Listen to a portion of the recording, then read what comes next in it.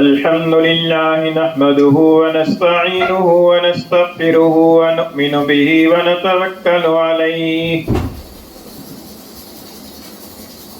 ونعوذ بالله من شرور أنفسنا ومن سيئات أعمالنا من يهده الله فلا مضل له ومن يضلله فلا هادي له ونشهد أن لا إله إلا الله وحده لا شريك له ونشهد أن سيدنا وسندنا وحبيبنا وحبيب ربنا ومولانا ونبينا محمدا عبده ورسوله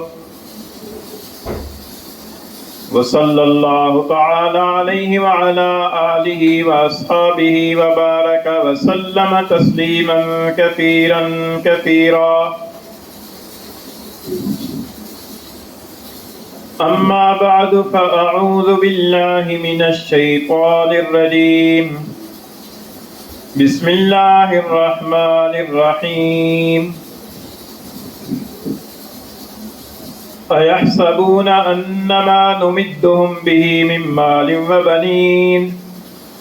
نصارع لهم في الخيرات بل لا يشعرون إن الذين هم من خشية ربهم مشفقون والذين هم بآيات ربهم يؤمنون والذين هم بربهم لا يشركون والذين يؤتون ما أتوا وقلوبهم وجلة أنهم إلى ربهم راجعون أولئك يسارعون في الخيرات وهم لها سابقون وعن عائشة رضي الله تعالى عنها قالت سألت رسول الله صلى الله عليه وسلم عن هذه الآية والذين يؤتون ما آتوا وقلوبهم وجلة قالت عائشة أهم الذين يشربون الخمر ويسرقون قال لا يا بنت الصديق ولكنهم الذين يصومون ويصلون ويتصدقون وهم يخافون ألا يقبل منهم أولئك يسارعون في الخيرات وهم لها سابقون أو كما قال رسول الله صلى الله عليه وسلم صدق الله مولانا العظيم وصدق رسوله النبي الكريم ونحن على ذلك لمن الشاهدين والشاكرين والصلاة والسلام على سيد الأنبياء والمرسلين والحمد لله رب العالمين. گرامی قدر سامعین، گزشتہ جمعۃ المبارک پر آپ حضرات کے سامنے جس موضوع پر چند باتیں عرض کی تھیں وہ موضوع یہ تھا کہ اللہ تعالیٰ کے ہاں کامیابی کے لیے مال اور اولاد کی بجائے اعمال کی اوپر توجہ دینی چاہیے،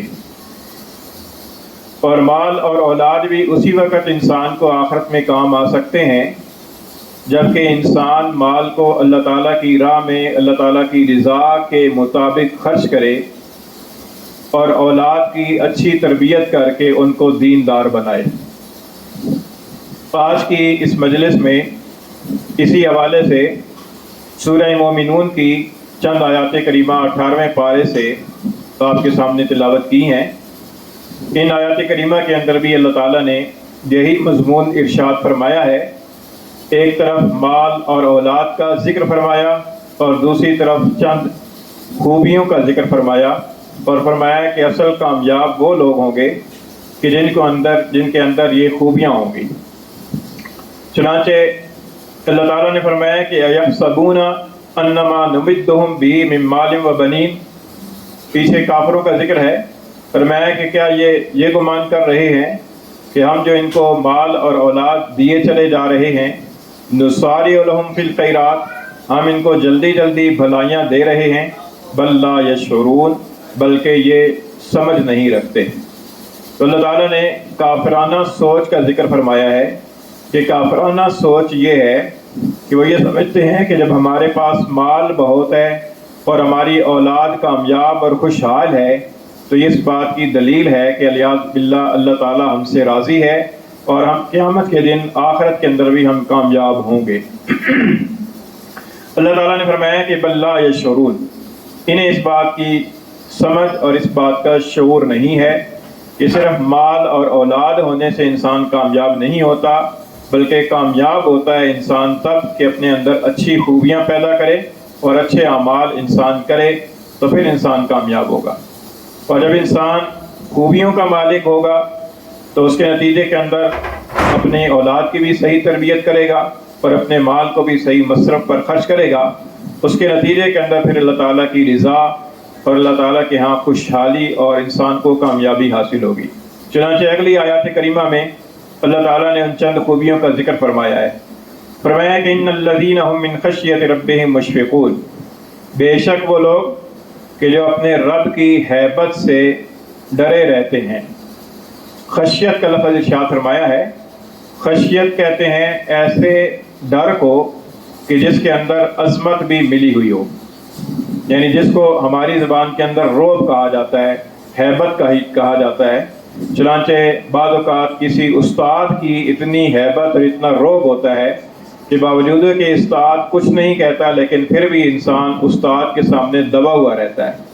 اور اس کے دل کے اندر استاد کی ہیبت اور ایک رعب ہوتا ہے۔ بعض اوقات والد کا انسان کے دل پر ایک رعب ہوتا ہے اور ایک ہیبت ہوتی ہے کہ جس کے نتیجے کے اندر والد کے سامنے وہ دبا ہوا رہتا ہے، حالانکہ جوان ہو چکا ہے، بال بچے دار ہو چکا ہے، لیکن پھر بھی اپنے والد کے سامنے ہیبت کی وجہ سے، اس کی عظمت اور اس کے احترام کی وجہ سے دبا ہوا رہتا ہے۔ استاد کے سامنے بھی باوجود ہے کہ بندہ خود استاد بن گیا ہے لیکن پھر بھی استاد کے احترام کی خاطر اس کے سامنے دبا رہتا ہے۔ اس کو کہتے ہیں خشیت۔ اور اللہ تعالیٰ کی خشیت سے مراد یہ ہے کہ انسان کے دل پر اللہ تعالیٰ کی عظمت کا اتنا رعب ہو کہ اللہ تعالیٰ کی ناراضگی سے انسان ہر وقت ڈرتا رہے، اور یہ ایک خوبی ہے کہ جو ہمارے اندر ہونی چاہیے۔ بعض حضرات نے لکھا ہے کہ خشیت کہتے ہیں تعلم القلب بسبب توقع مکروہ فی المستقبل، کہ آئندہ زمانے کے اندر کسی ناگوار چیز کے پیش آ جانے کا جو اندیشہ ہوتا ہے اس اندیشے کو خشیت کہا جاتا ہے۔ چنانچہ اس کی مثال ایسے ہے کہ جیسے کوئی آدمی جرم کر لیتا ہے اور جرم کر لینے کے بعد وہ اس بات کے سے خوف زدہ ہوتا ہے کہ میرا جرم سامنے آئے گا اور مجھے اس جرم کی پر سزا دی جائے گی۔ اس وقت جو انسان کی ایک کیفیت ہوتی ہے کہ آئندہ زمانے کے اندر مستقبل میں ایک ناگوار چیز کے پیش آنے کا اندیشہ ہے، اس کو خشیت اور ہیبت کہا جاتا ہے۔ عام لوگوں کے اعتبار سے تو خشیت یہ ہوتی ہے کہ اللہ تعالیٰ کی جو نافرمانیاں کی ہیں ان نافرمانیوں کے اوپر انسان کو عذاب کا اندیشہ ہو، یہ خشیت کہلاتا ہے عام لوگوں کے اعتبار سے۔ لیکن ہم لوگوں کی حالت یہ ہے کہ ہمیں خشیت حاصل نہیں ہے اور ہمیں اس بات کا بھی پتہ نہیں ہے کہ ہمارے اندر خشیت موجود نہیں ہے، جو کہ حاصل کرنے والی چیز ہے۔ تو یہ ایک غفلت در غفلت والی حالت ہے۔ تو خشیت اپنے اندر پیدا کرنی چاہیے، اور اس کی طریقہ اس کا یہ ہے کہ اللہ تعالیٰ کی معرفت حاصل ہونی چاہیے۔ حضرات انبیاء کرام علیہم السلام کے دلوں کے اندر جو خشیت ہوتی ہے، جو ہیبت ہوتی ہے، وہ اللہ تعالیٰ کی معرفت کی وجہ سے ہوتی ہے، اللہ تعالیٰ کے جلال کی معرفت ہوتی ہے، اس وجہ سے ان حضرات کے اندر اللہ تعالیٰ کی خشیت اور ہیبت ہوتی ہے۔ اور جتنی جس کو زیادہ معرفت ہوگی اتنی اس کے اندر خشیت زیادہ ہوگی، اور جتنی اللہ تعالیٰ کی معرفت کم ہوگی اتنی انسان کے دل کے اندر اللہ کی ہیبت اور خشیت کم ہوگی۔ تو آج ہم لوگوں کو اللہ تعالیٰ کے ساتھ ایسی بے تعلقی ہے کہ اللہ تعالیٰ کی معرفت ہمیں حاصل نہیں ہے، اور نہ ہمارے دلوں کے اندر طلب ہے کہ ہم اللہ تعالیٰ کی معرفت کو حاصل کر لیں، حالانکہ اللہ تعالیٰ کی معرفت حاصل کرنے کے نتیجے کے اندر ہی خشیت پیدا ہوتی ہے۔ چنانچہ ہماری تو یہ حالت ہے کہ ہم گناہ پر گناہ کرتے چلے جاتے ہیں، لیکن ان گناہوں کی پر باوجود گناہوں کی کثرت کے ہمارے دل کے اندر انجام کے اعتبار سے سزا کا کوئی خوف اور خطرہ نہیں ہوتا، حالانکہ کسی وقت بھی انسان کی پر موت آ سکتی ہے اور موت کے بعد انسان کو گناہوں کی پر سزا ہو سکتی ہے، لیکن اس طرح کا کوئی خوف اور کوئی خدشہ ہمارے دلوں کے اندر موجود نہیں ہے۔ حدیث شریف میں آتا ہے کہ مومن کی مثال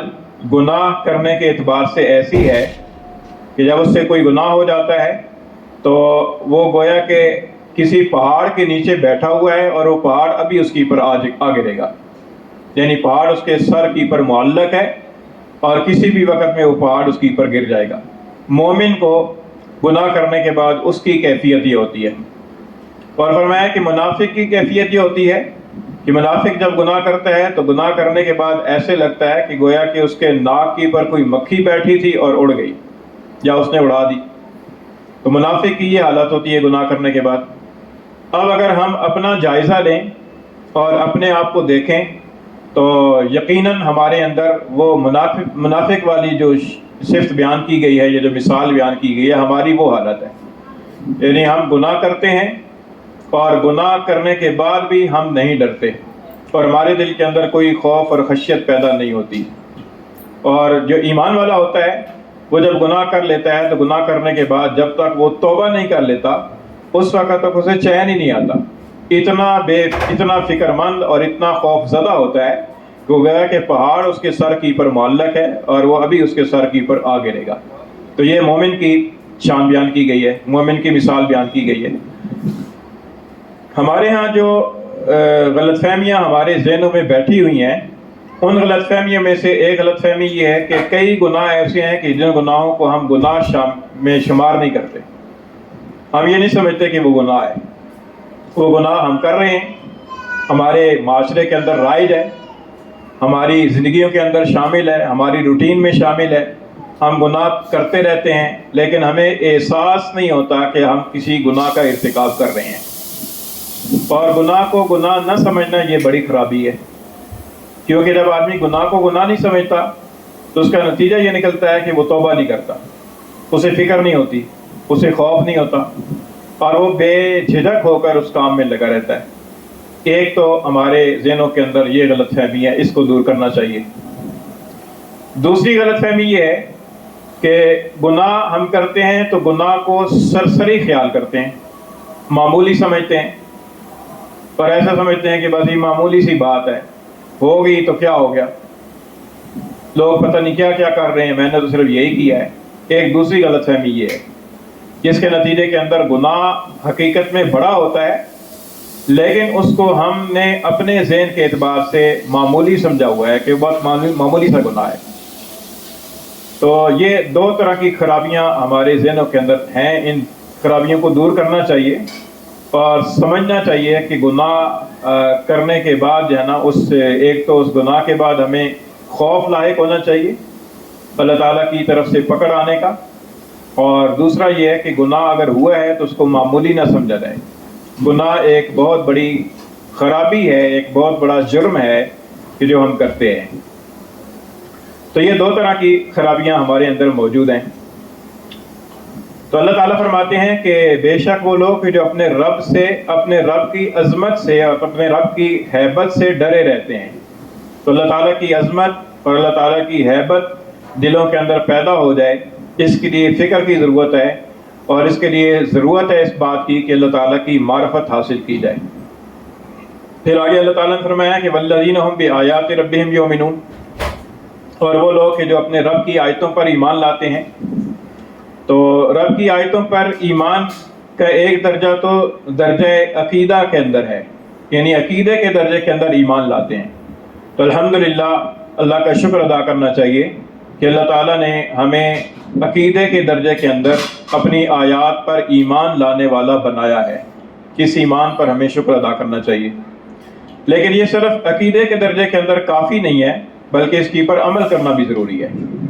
اس کی آیات کریمہ کے مطابق عمل بھی ہونا چاہیے۔ اب ظاہر ہے کہ آیت کریمہ کے اندر جو اللہ تعالیٰ نے فرمایا ہے کہ جو لوگ یہ گناہ کریں گے تو ان کو یہ سزا دی جائے گی، آیت کریمہ کی پر ایمان ہے کہ آیت کریمہ کے اندر جو بھی سزا بیان کی گئی ہے وہ برحق ہے۔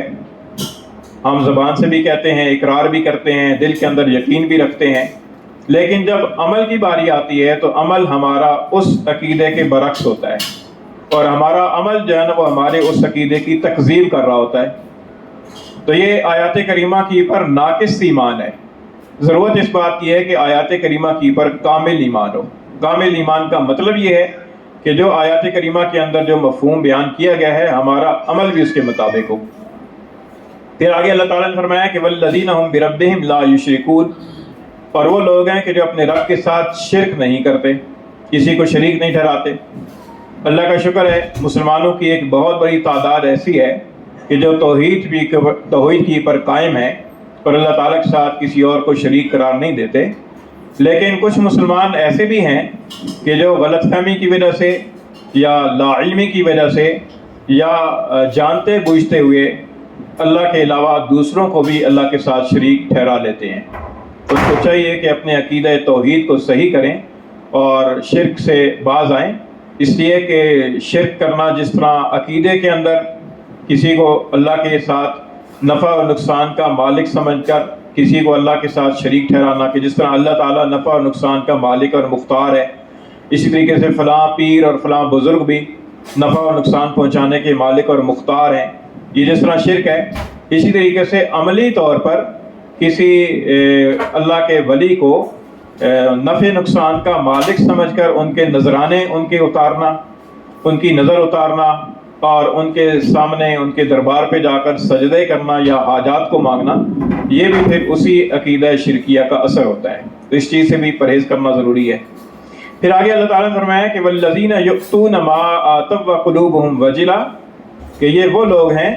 کہ جب جو کچھ بھی دیتے ہیں تو دیتے وقت ان کے دل لرزاں ہوتے ہیں، دیتے وقت ان کے دل ڈرے ہوئے ہوتے ہیں، انہم الی ربہم راجعون، اور ڈر انہیں یہ ہوتا ہے کہ انہوں نے اپنے رب کی طرف لوٹ کر جانا ہے۔ ہر انسان نے جانا ہے، ہر انسان کی پر موت آنی ہے، موت کا آنا برحق ہے، اللہ تعالیٰ کی طرف سے ہر انسان کی زندگی کا ایک وقت مقرر ہے، اسی وقت مقررہ کی پر انسان کی موت آ جاتی ہے، اور ظاہری سبب کے درجے کے اندر موت آنے کا کوئی نہ کوئی سبب یا بہانہ بن جاتا ہے، ورنہ اصل یہ ہے کہ اللہ تعالیٰ کا حکم ہوتا ہے۔ اور ایک مسلمان کی شان یہ ہے کہ جب اس کا کوئی قریبی انتقال کر جائے تو اللہ تعالیٰ کے فیصلے کے اوپر دل و جان سے راضی رہے اور یہ سمجھے کہ بس اللہ تعالیٰ کی طرف سے اس کی اتنی ہی عمر مقرر تھی اور یہی وقت اس کی موت کا مقرر تھا جس وقت کی پر اس کو موت آئی ہے۔ تو فرمایا کہ یہ وہ لوگ ہیں کہ جو کچھ بھی دیتے ہیں تو دیتے وقت میں ان کے دل لرزاں رہتے ہیں اور خوف انہیں یہ ہوتا ہے کہ انہوں نے اپنے رب کے ہاں لوٹ کر جانا ہے اور وہاں دیکھیں کہ اس کا عمل کا نتیجہ کیا نکلتا ہے۔ دیتے ہیں سے مراد یہ ہے کہ صدقہ خیرات دیتے ہیں، یعنی اللہ تعالیٰ کی رضا کے لیے اپنا مال خرچ کرتے ہیں، صدقہ خیرات کرتے ہیں، اور صدقہ خیرات کرنے کے بعد بھی وہ یہ کیفیت ان کی نہیں ہوتی کہ جس کو دیا ہے اس کی پر احسان سمجھے، اپنا احسان سمجھے کہ میں نے فلاں کو دیا ہے، اور نہ ہی یہ کیفیت ہوتی ہے کہ دینے کے بعد وہ یہ سمجھتے ہیں کہ اب بس ہمارے لیے جنت پکی ہے، اب ہم نے تو جنت ہی میں جانا ہے۔ ایسی کیفیت ان کی نہیں ہوتی، بلکہ اس کے برعکس ان کی کیفیت یہ ہوتی ہے کہ وہ دیتے وقت میں بھی اللہ تعالیٰ سے ڈرتے رہتے ہیں کہ پتہ نہیں مال حلال ہے یا نہیں ہے، اور پتہ نہیں اخلاص ہے یا نہیں ہے، اور پتہ نہیں یہ رب تعالیٰ کو پسند آتا ہے یا نہیں آتا، وہ اس بات سے ڈرے رہتے ہیں۔ چنانچہ حدیث شریف جو آپ کے سامنے پڑھی تھی، امام ترمذی رحمۃ اللہ علیہ نے اس حدیث کو روایت کیا ہے، اور اس حدیث میں حضرت عائشہ صدیقہ رضی اللہ تعالیٰ عنہ فرماتی ہیں کہ میں نے رسول اللہ صلی اللہ علیہ وسلم سے اسی آیت کریمہ کے بارے میں پوچھا۔ یہ جو آیت کریمہ ہے نا سورہ مومنون کی، والذین یؤتون ما آتوا وقلوبہم وجلہ، فرمایا کہ میں نے رسول اللہ صلی اللہ علیہ وسلم سے اس آیت کریمہ کے بارے میں پوچھا، سوال کیا، اور سوال یہ کیا کہ اہم الذین یشربون الخمر ویسرقون، کہ اللہ کے رسول اس آیت کریمہ کے اندر اس بات کا ذکر ہے کہ جو لوگ بھی دیتے ہیں تو دیتے وقت میں ان کا دل کانپ رہا ہوتا ہے، ڈر رہا ہوتا ہے، تو کیا یہ ان لوگوں سے مراد وہ لوگ ہیں کہ جو شراب پیتے ہیں اور چوری کرتے ہیں؟ تو رسول اللہ صلی اللہ علیہ وسلم نے فرمایا کہ لا یا بنت صدیق، اے صدیق کی بیٹی، ایسا نہیں ہے۔ حضرت عائشہ صدیقہ رضی اللہ تعالیٰ عنہ صدیق اکبر رضی اللہ تعالیٰ عنہ کی بیٹی ہیں، تو حضور نبی کریم صلی اللہ علیہ وسلم نے ان کی کنیت ذکر فرمائی کہ نہیں اے بنت صدیق، اے صدیق کی بیٹی، وَلَٰكِنَّهُمُ الَّذِينَ يَصُومُونَ وَيُصَلُّونَ وَيَتَصَدَّقُونَ، بلکہ اس آیت کریمہ کے اندر جن لوگوں کا بیان ہے کہ وہ جو کچھ بھی کرتے ہیں تو کرتے وقت میں ان کے دل لرزاں ہوتے ہیں، فرمایا کہ ان لوگوں سے مراد وہ ہیں کہ جو روزے رکھتے ہیں، نمازیں پڑھتے ہیں اور صدقہ دیتے ہیں، وہم یخافون،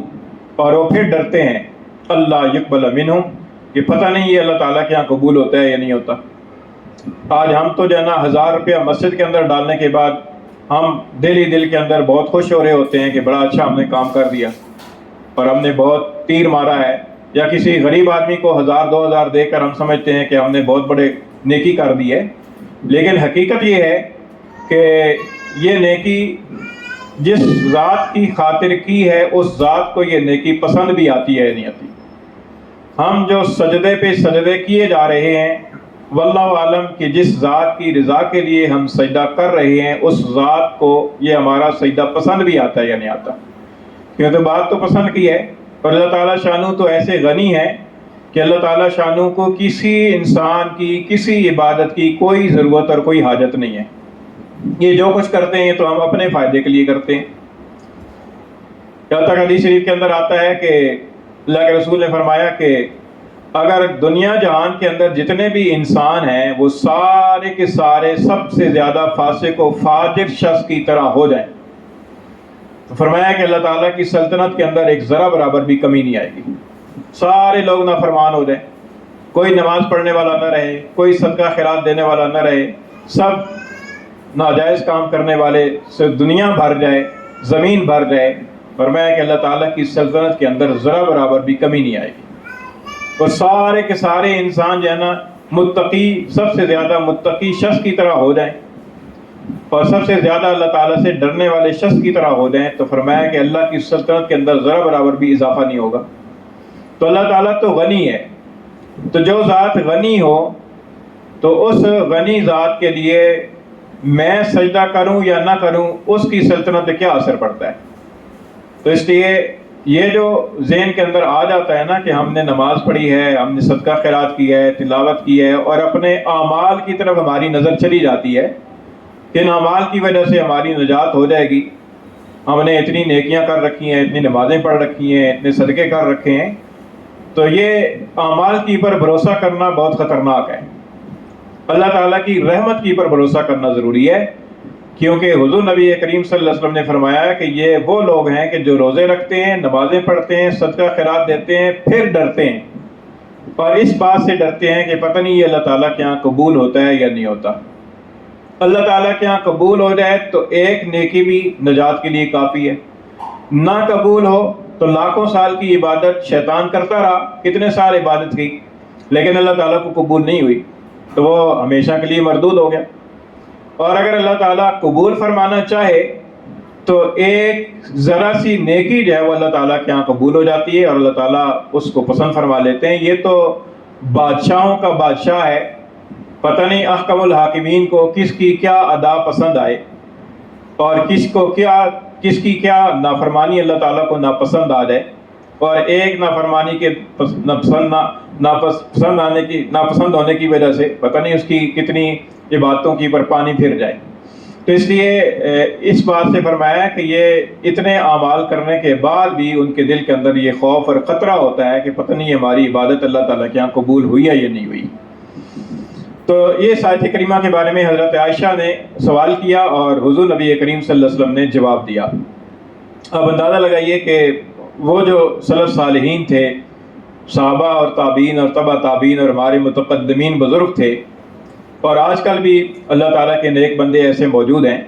کہ جو نیکی کر کے اتنا ڈرتے ہیں کہ ہم جیسے لوگ گناہ کر کے اتنا نہیں ڈرتے، یعنی ہم گناہ کرنے کے بعد بھی اتنا نہیں ڈرتے جتنا کہ وہ نیکی کر کے ڈرا کرتے تھے۔ تو یہ فرمایا کہ یہ ہوتی ہے خشیت اور ہیبت،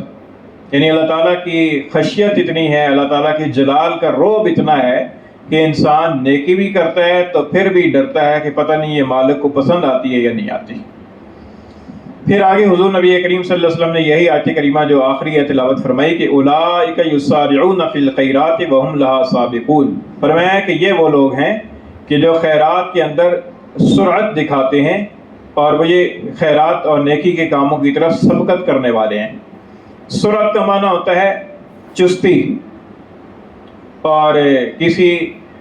کام کے کرنے کے اندر پھرتی، جیسے ہم کسی دنیا کے مقصد کو حاصل کرنے کے لیے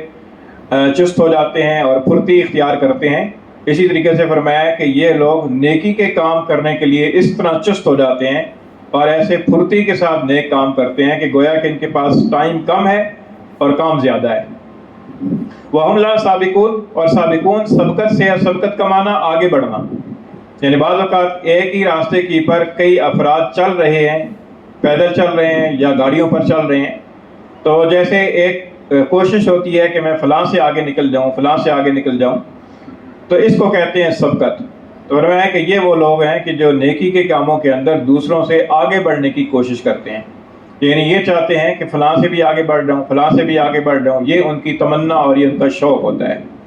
لیکن ہمارا تو حال یہ ہے کہ ہم دنیا کے کاموں میں اور دنیا کے مال و دولت کے حاصل کرنے کے لیے چست بھی ہیں، پھرتیلے بھی ہیں، اور دوسروں سے آگے بڑھنے کی تمنا اور شوق بھی رکھتے ہیں اور کوشش بھی کرتے ہیں، لیکن نیک اعمال کے بارے میں ہم سستی ہماری اوپر طاری ہو جاتی ہے،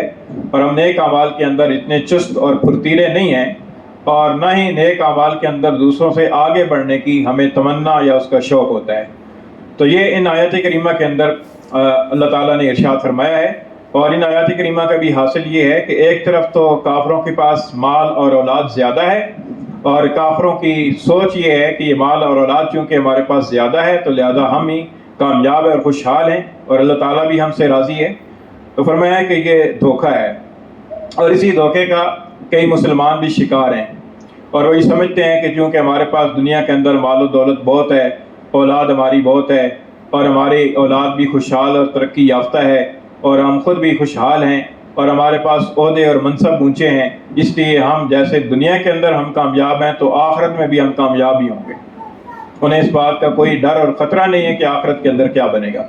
تو اللہ تعالیٰ فرماتے ہیں کہ یہ ایک کافرانہ سوچ ہے، اس سوچ کو بدلنا چاہیے، اور سوچ یہ رکھنی چاہیے کہ انسان کے اندر اعمال ہوں گے، انسان کے اندر خوبیاں ہوں گی، تو ان خوبیوں کے نتیجے کے اندر انسان آخرت کے اندر کامیاب ہوگا اور اللہ تعالیٰ اس سے راضی ہوگا۔ اب ایک حدیث شریف عرض کرتا ہوں۔ حضور نبی کریم صلی اللہ علیہ وسلم نے ارشاد فرمایا ایک موقع پر، فرمایا کہ تم میں سے کوئی آدمی ایسا نہیں ہے کہ جو اپنے عمل سے جنت میں جا سکے۔ پوچھا گیا کہ اللہ کے رسول کیا آپ بھی نہیں؟ تو حضور صلی اللہ علیہ وسلم نے فرمایا کہ ہاں میں بھی نہیں، اللہ تعالیٰ کی رحمت مجھے ڈھانپ لے گی اور پھر جنت میں جاؤں گا۔ اس حدیث سے یہ معلوم ہوا کہ اعمال کی پر بھروسہ کرنا درست نہیں ہے، کہ ہم نمازیں پڑھتے ہیں، ہم روزے رکھتے ہیں، ہم صدقہ خیرات کرتے ہیں، ہم فلاں نیکی کرتے ہیں اور اس لیے ہم بخشے جائیں گے، یہ اعمال کی پر توکل، تکیہ اور بھروسہ کرنا درست نہیں ہے۔ اللہ تعالیٰ کی رحمت کی وجہ سے نجات ہوگی، لیکن اللہ تعالیٰ کی رحمت کی وجہ سے نجات ہونے کا مطلب یہ نہیں ہے کہ اعمال بالکل بیکار ہیں لہذا عمل کرنے کی ضرورت ہی نہیں ہے۔ یہ سوچ بھی غلط ہے۔ بعض لوگ یہ سوچ کے رکھتے ہیں نا کہ رحمت سے نجات ہونی ہے تو پھر نماز پڑھنے کی کیا ضرورت ہے، پھر صدقہ خیرات کرنے کی کیا ضرورت ہے، رحمت سے نجات ہوگی۔ تو یہ بھی غلط سوچ ہے۔ یہ ایسی ہے کہ جیسے ہم کہتے ہیں کہ روزی دینے والا اللہ ہے، لیکن پھر بھی روزی کے حصول کے لیے ہم کتنی کوشش کرتے ہیں اور ساری عمر کوشش کرتے رہتے ہیں، تجارت ہے، ملازمت ہے، کھیتی باڑی ہے، محنت مزدوری ہے،